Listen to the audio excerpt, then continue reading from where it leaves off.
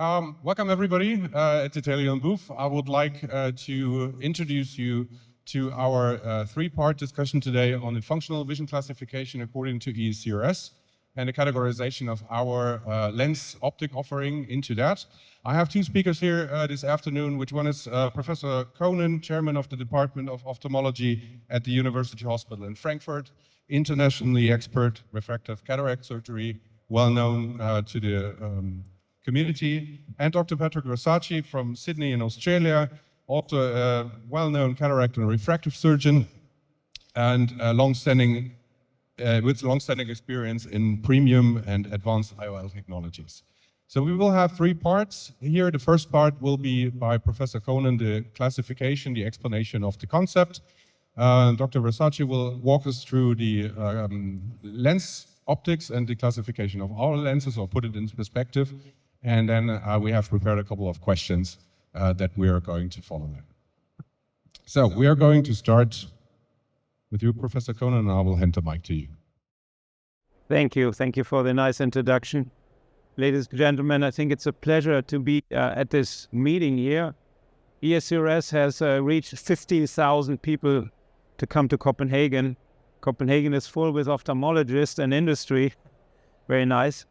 And we're talking about IOL classification. This is a topic which has been of huge interest over the last years. And the reason is all these companies all over the place here have different IOLs, and we need to categorize them. We as physicians need to find a way through this jungle of IOLs, which one is what. And that's the reason why we put together this classification. I put a short presentation together. On this slide, I have my classification, which is based on what we do daily in the clinic. It's a monofocal aspheric. I'm just talking about premium IOLs. I'm not talking about the spheric lens. An aspheric lens, a monofocal plus, it's in the, let's say, in the discussion at the moment. Companies have that. When I later talk about the classification, I say a couple of words to this. Then we have multifocal EDOF and eventually accommodative IOLs, which we don't have. When you go back a little bit in the literature and what happens, there is an ISO criteria, a little bit discussable, and we from the ESCRS, we're actually looking at it at the moment. There are 4 categories of IOLs, which include monofocal lenses, toric lenses, a simultaneous vision range lenses, SVL. So now you have to take a little bit a look at this classification, because the first one is multifocal, the next one is extended depth of focus, and then full vision range. Now, what's the difference? They don't know 100% themselves, I believe, but you can see that the simultaneous vision range lenses are subdivided into these categories. We come a little bit later, and then we have accommodative IOLs. My question usually is for the multifocal and the full range vision, what's the difference? And that's a little bit difficult to decide. That's the reason why we had that classification publication 2024. I just show it to you on this slide, and then I go back. This is a group of physicians, well-known physicians from the ESCRS. We put this together. I come in a minute to this. When we published the classification, I wrote my editorial in that issue, and I called it Current and Future Nomenclature and Categorization of Intraocular Lenses. In this editorial, I summarize that we already have some parts of classification, but that it is a continuum, it will change, it will evolve. And I think there is an evolvement actually at the moment. Now, this classification group meets here. We had a great symposium. We have a meeting tomorrow morning with the colleagues from Asia. We have a meeting with the colleagues from ACCUNEX and the ESCRS. This group, part of them group meet. And if you look at the classification, I only take 2 slides. You have simultaneous vision IOLs. So with other words, presbyopia correcting IOLs. And they can do 2 things. One is partially treat presbyopia, and one is full range of field presbyopia correcting. Now, how do these classifications come? This is a system which was developed by Filomena Ribeiro and Joaquim Fernandez. And what they have done is they have programmed an app where they put over 10 years all IOL papers in, and they have particularly focused on defocus curve. So if you take a defocus curve from a publication, you can then categorize IOLs. Having said this, there is another classification idea. One is you go to the optical bench, take an IOL, look through the optics, and say, this is diffractive, this is a multifocal, the EDOF lens, whatever you call it. And then you have a classification which is based on outcome of the patient. And one part outcome is the defocus curve. This is done in the clinics. It takes usually a lot of time. When our study team, does a research project, for example, we did one with Teleon, or two actually, then you have to do the defocus curve. And this is requested to take vision in distance, and then in half diopter steps to intermediate, and then finally to near, and then you get the defocus curve. Now, defocus curve is a good understanding of visual systems. And we have a nice defocus curve for young people. We have the defocus curve for older people, where actually the near vision is not, because we have presbyopia, is not there anymore. And then you have intraocular lenses. And when you go to this a little bit further, then you can categorize the systems into the format of the defocus curve. And the format of the defocus curve can be described. This is the original publication. Already here we had some changes. It's a narrow, enhanced, and an extended defocus curve. Extended means the defocus curve is longer. Enhanced is a little bit larger than the narrow.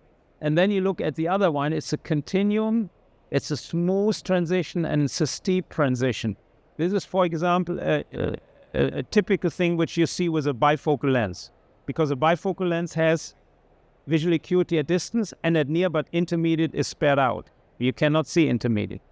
But the other one, the continuous, is, for example, a defocus curve of a young patient with accommodation or with a trifocal or quadrifocal IOL. That's basically all the system behind it. And from there, you can go into that system. We have that app. You can basically plug in your data. You can plug in a publication, defocus curve, and then you run through the system, and then it finally gives you the outcome of that IOL. Why have we done this? The idea behind it is not against companies, but it's actually to have an independent system that not everybody can go and say, I have a monofocal plus, I have a monofocal plus minus, and a little bit more, and a little bit EDOF, and mine is a multifocal lens. So we want an independent system. And I think eventually it's very helpful for all of us, not only for physicians, but also for industry, because at the end of the day, you have a clear understanding. Now, currently, that's a little bit looking into the future.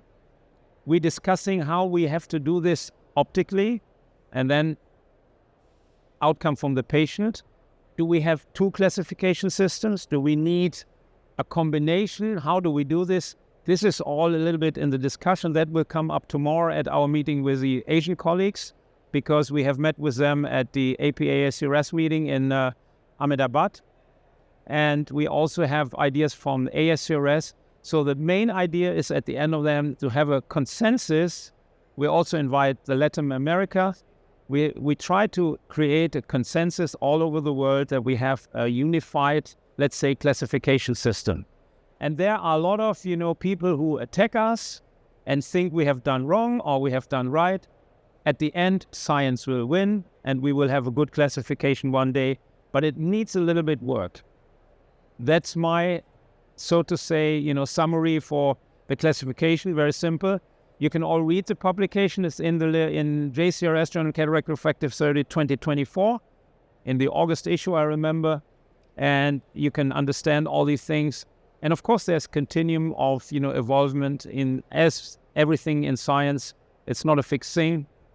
When you publish a paper, it's already outdated because your brain already is 2 months ahead. Thank you. Thank you very much. Wonderful. Thank you very much, Professor Kohnen, for setting the scientific framework. So now let's see how our optic portfolio is fitting into this classification, and I will hand over to you, Patrick. Thank you very much. Professor Kohnen. That's a wonderful overview of the system of classification. And, my talk is going to be about something a little more clinical, perhaps, which is to look at the lenses that we have and how they might fit with different categories according to this new classification system. But it's very significant that we as surgeons have tools to help us choose a lens for our patient. And of course, being able to better understand their performance is useful. So my talk, I do have a conflict of interest. I do get paid some money by this company that makes the lenses I'm talking about. Teleon has a very broad family of lenses, a portfolio of lenses that cover different optical designs, different materials, different physical designs. But one thing in common with most of the lenses is this segmental, refractive, asymmetric optical design, and we'll talk a bit about that. But specifically in the context of this new European categorization of the lenses, to just get an idea of how these lenses fit with each category, because that will help us to better match a lens to what we think a patient's needs might be. This is the start and the end of my talk, really, because that's all the lenses, that's where they fit with the classification. But let's go around the circle and talk about that some more in detail. As a surgeon, one of the tools we have in looking at any lens is to think about the defocus curve. That gives us some idea of how that lens will perform. And this is published this year. It's a meta-analysis of defocus curves for monofocal, mono plus, and EDOF lenses. So not full multifocal, but the other categories. And that's interesting.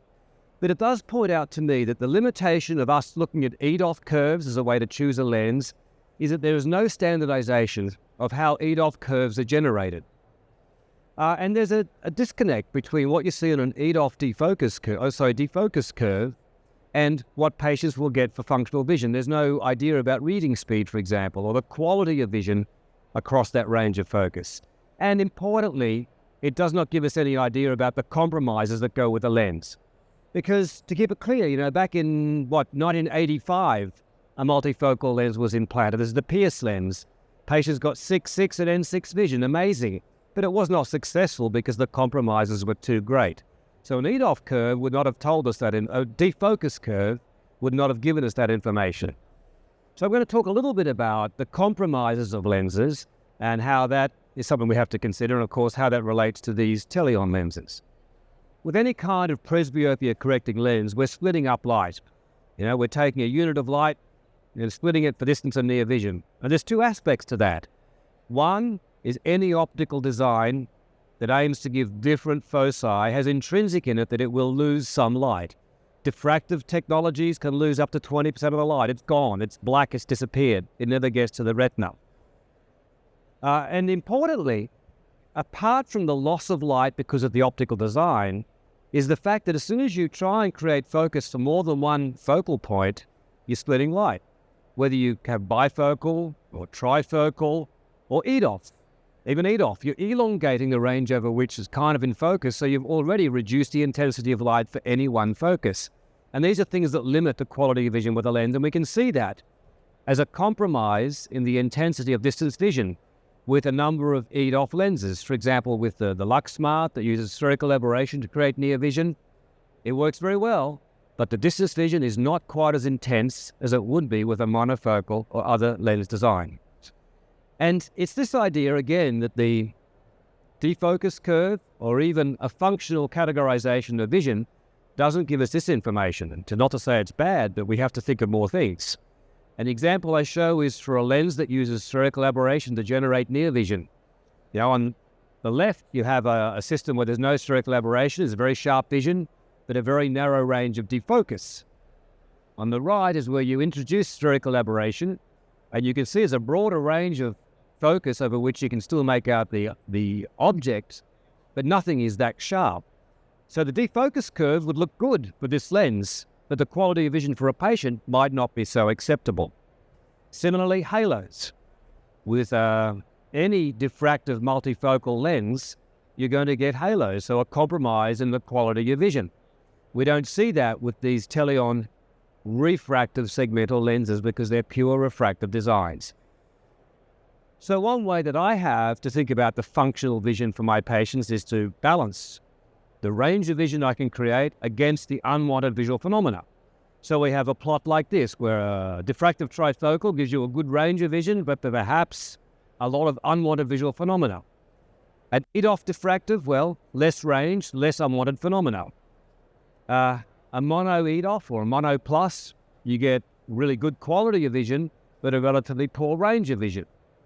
With the Teleon range of lenses, these segmental refractive lenses, we get quite a nice balance between a good range of vision, but reasonable quality of vision. And this is another way to think about a functional categorization of lenses. As a surgeon, I'm always making decisions about compromises for my patients, so that I have to decide if the extra range of focus that I can create is justified by what they might lose. So for example, with the Eyhance, you gain maybe 0.4 diopters extra depth of focus. Well, it's a small amount. Happily, it's a lens that does not have a lot of unwanted visual phenomena, so it's probably an acceptable compromise. With the Vivity, you gain maybe 0.75 diopters extra depth of focus, but there can be a compromise for distance vision. So I do struggle a bit with wondering if the balance is worth it for what you achieve against what you could lose with using a lens like that. With the Teleon platform of lenses, the LENTIS pure refractive design, you get a very useful elongation of the range of vision. The defocus curve is elongated with minimal unwanted phenomena, so it's quite an acceptable balance for a patient to be able to get a better range of vision without really losing very much. So the other consideration is that when we looked at I'll show it again, the plot of what the lenses can achieve. So for example, we have FEMTIS or LENTIS, which is this asymmetric, segmental, refractive design, behaving as a smooth transition full range of vision lens. Now, when you look at the lens, it looks like it's got two focusing elements. You might think it's like a bifocal. You'll have two peaks in the defocus curve. So I will explain a little bit about maybe how this happens, how this lens behaves as a smooth defocus rather than a sharp point of defocus. And it comes back to how we think about light going through the visual system. When we measure modulation transfer function, it's often done just in one plane. But if you do it in multiple planes, this better represents real life. So if we take this asymmetric segmental design, when you measure the MTF in different planes, you'll get different values. There's different apportioning of light for far and near. So if you do it vertically, compared to if you do it horizontally, you will get different values. Compare that with a symmetric diffractive multifocal lens. It doesn't matter what plane you measure the MTF in, it's always going to be the same because the lens is rotationally symmetric. So whatever plane you measure it, you will get the same defocus curve, the same balance of light for far and near. So there's an interesting idea, and when you look at what's been done in terms of both modeling and bench testing, we can demonstrate that this explains why the defocus curve is smooth for what may look like a bifocal lens. So here I show an example where at the top we have a diffractive multifocal, where it doesn't matter how you measure the defocus, you'll always get two peaks because it's symmetric. At the bottom is for the asymmetric design, the segmental design, where when you measure it in one plane compared to the other plane, you get a different defocus curve. If you mathematically add those together theoretically, you get a defocus curve that looks more smooth. And this has been reproduced on true bench testing. So once again, measuring the modulation transfer function in different planes, combining those, and you get a more real-world situation where instead of the two peaks that you might expect, you get a more smooth defocus curve. Which is important to think about because with the functional categorization now from the European Society, this lens performs with a smooth transition, not with a sharp transition. Similarly, for the higher powered lens from Teleon, this is the +3, which is both in the LENTIS and the ACCUNEX and the FEMTIS lenses. Again, we see this smooth defocus curve. You don't have peaks that you would see with a bifocal lens.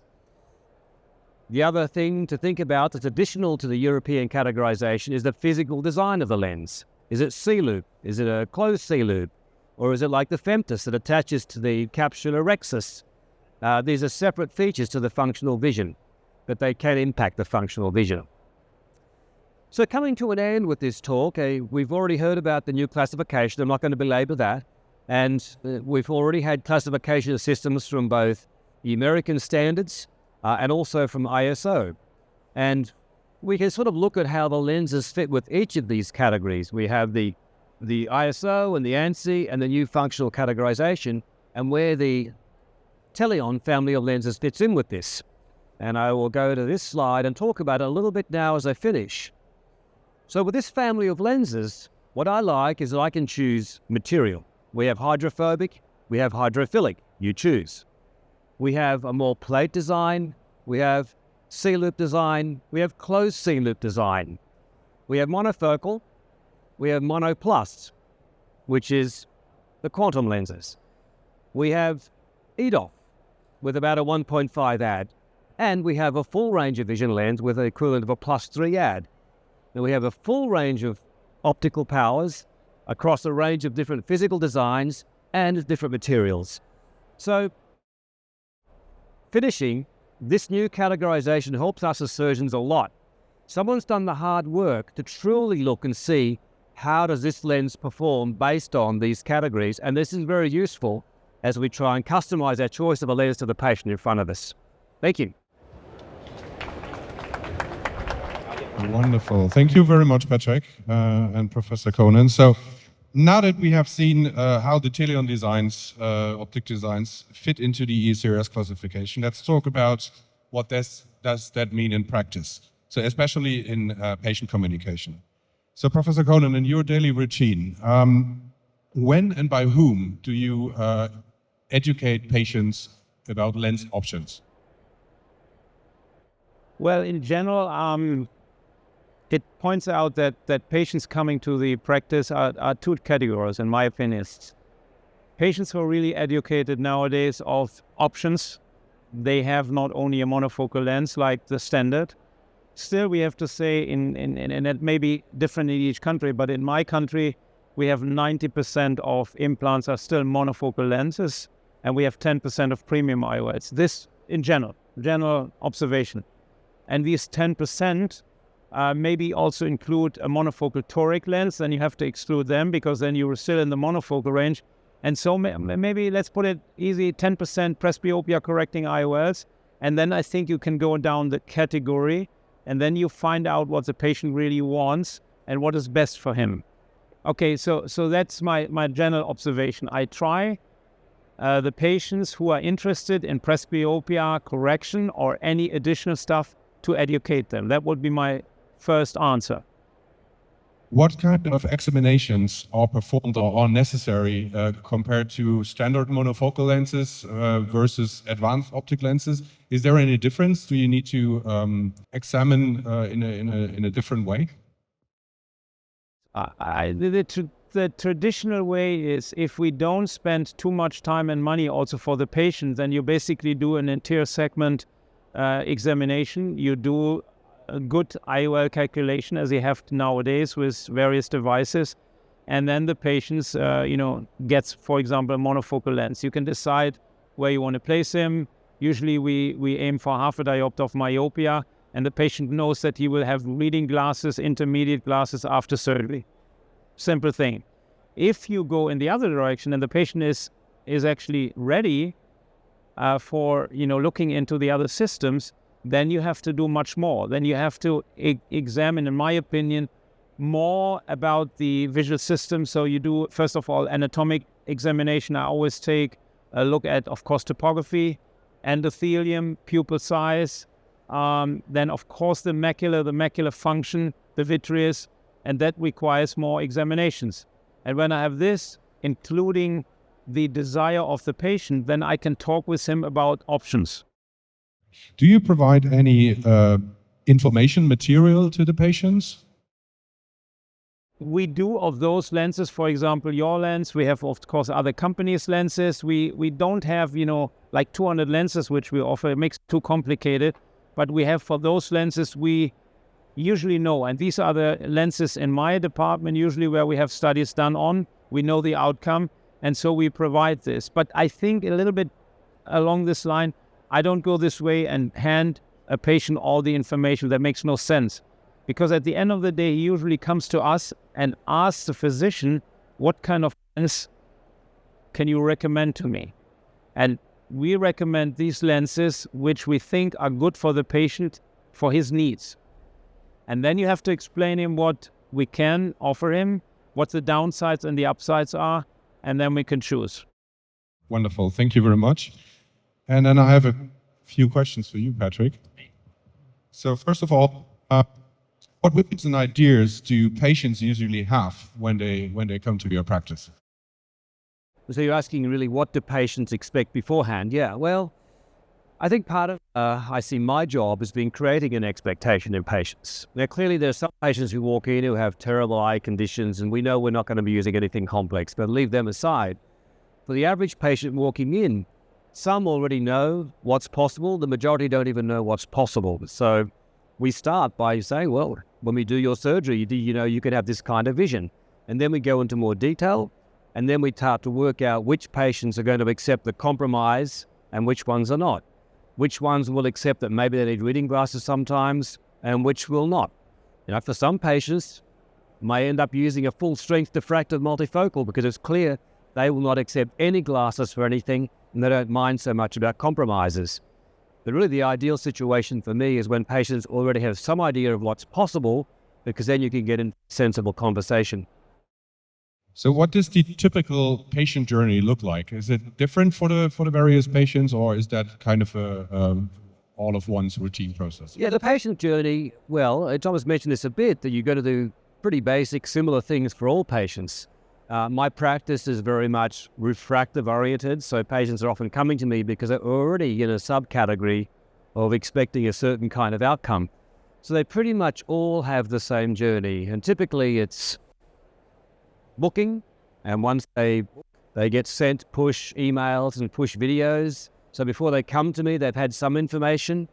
When they come in, they are worked up by a technician who will go through all the tests, of course, and will already introduce to them the idea of lenses and talk about lenses based on what they've seen in the test results. And then I will sit with them and finalize that and make the final decision. And how do you introduce the lens categories? Do you go by order, by monofocal plus, toric? So how do you introduce this? Or do you focus on a particular optic design or lens type fitting to the patient's diagnostic? Yeah, well, it ends up being really what I think that patient expects. It's clear that some patients are not too bothered by having glasses sometimes, and that they would be intolerant of any kind of unwanted visual phenomena. So I know already the kind of lens I'm going to be looking at for them. At the other extreme are those patients who will think it was a total failure if they ever need to wear glasses again. Now, we'll have a conversation about that, but that also dictates to me the kind of lens that I'm going to be using for the patient. So it really depends on the patient as to which way we go and what sort of lens we'll choose. As for the physical design, in some ways, to me, the sort of Rolls Royce of lens implant surgery right now is the FEMTIS. To me, the idea of being able to implant a lens with different optical properties, but where we can guarantee where that lens will sit in the eye, both in terms of alignment with visual axis, control of tilt, effective lens position, and also being close to the posterior iris, so you're not going to get negative dystopsia. To me, that's pretty much the Rolls Royce of lenses. Well, thank you very much, Patrick. Thank you very much, Professor Kohnen. It was a great pleasure to have you here and to learn from you again and again during these events. So I will close this session with that, and thank you to the audience for your attendance.